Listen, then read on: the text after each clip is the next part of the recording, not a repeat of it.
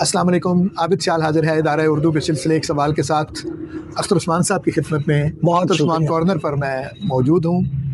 اس سے پہلے ہم نے ایک گفتگو کی تھی انہی کے ساتھ اور موضوع تھا تحسین ناشناس. اسی کے ساتھ جڑا ہوا دوسرا موضوع ہے سکوت سخن شناس کا.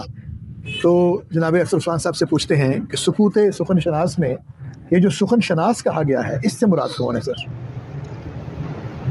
سخن شناس نہیں دل برا خطا انجاز، وہ جو غزل مشہور کرشمہ دامن دل می کشد کے جا انجاز نظیر. اور ساتھ ساتھ دوستوں کو بتاتے بھی ہیں، ظاہر وہ پوچھتے ہیں تو وہ کیسے دعا پڑھیے گا. دعا شعر پورا. ظفر کتاب قدم ظفر کتاب قدم ہر کجا کے می نگرم، سبحان. اور ظفر کتاب قدم ہر کجا کے می بینم بھی میں نے پڑھا ہے، لیکن نظیری کے اس میں نگرم ہے. نگرم بہت اچھا. اس کو میر نے کہنے کی کوشش کی ہے دوستوں سے، یہ ہم وہ کرتے چلیں. جی ہاں، برسبیل تذکرہ ایک بات آئی ہے. جس جائے سراپا پہ نظر کیجئے اس کے، کہتا ہے یہی جی کہ یہی عمر بسر کر. اچھا ایسے. پھر مثنوی میں کہا سراپا پہ جس جا نظر کیجئے وہی عمر ساری بسر کیجئے. وہی عمر اپنی بسر کیجئے. میر حسن جی یہ میر حسن کا کڑے سے کڑے کو بجاتی ہوئی یاد آ گیا. ایسے سر البیان میں سر البیان میں. اور میر نے وہ پہلے والا جو میں نے سنا. تو سکوت سخن شناس. جی جی پہلے سخن شناس پہ بات کرتے ہیں، پھر سکوت پہ بھی کریں گے. اچھا یہ جو ہے سخن شناس، میں تو کم از کم اس آدمی کو کہتا ہوں جو پورے شعر کی روایت، شعریات، سماجیات اور اس سماج میں شعر کی قدر کو جاننے والا ہو اور شعر کے شجرے کو جاننے والا ہو.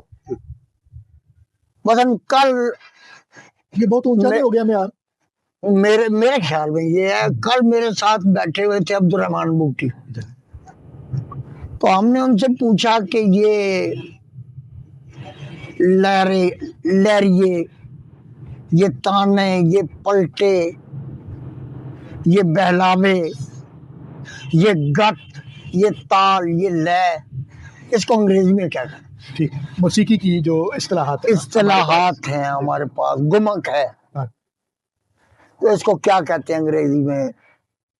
وہ ظاہر نئے طالب علم ہے، ایسا تو نہیں ہوتا.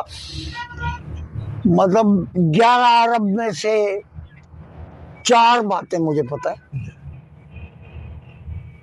تو ضروری تو نہیں ہے کہ میں جانوں. تو ان کو پتہ نہیں تھا، تو میں نے ان سے کہا کہ یہ آپ کھولیے اپنا موبائل اور اس میں لکھیے کیڈنس. وہ کھولا انہوں نے، اس نے بتایا کہ یہ موسیقی کی اصطلاح اور اس لیے استعمال ہو. پھر میں نے ان سے کہا کہ لکھو کیڈنزا. وہ انہوں نے لکھا. وہ بھی وہی ایک آخر میں جو ساز کے آخر میں بجتا ہے کسی میں، اس کو کہتے ہیں. پھر میں نے ان سے کہا کہ لکھو ایڈیجیو. لکھا انہوں نے، نکلا. پھر میں نے ان سے کہا کہ لکھو لیگیٹو. وہ بھی لکھا.